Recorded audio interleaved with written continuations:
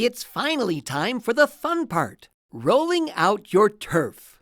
But before you grab your nails or tools, there are a few important steps to get this right. Turf expands and contracts with the weather. That's why it's essential to roll it out and let it sit in the sun for a few hours before installation. This lets it stretch out naturally so it won't wrinkle or shift later. And remember to always check for windows nearby. Reflected sunlight can melt turf. Reference back to video 1. Next, make sure all the turf rolls face the same direction. The blades have a natural lean. The rule of thumb is to have the blades face you as you walk out to your backyard. This will enhance the appearance and give it the most natural look possible. If you are cutting to prepare a seam, always remove the outer 3-stitch rows along with the factory edge.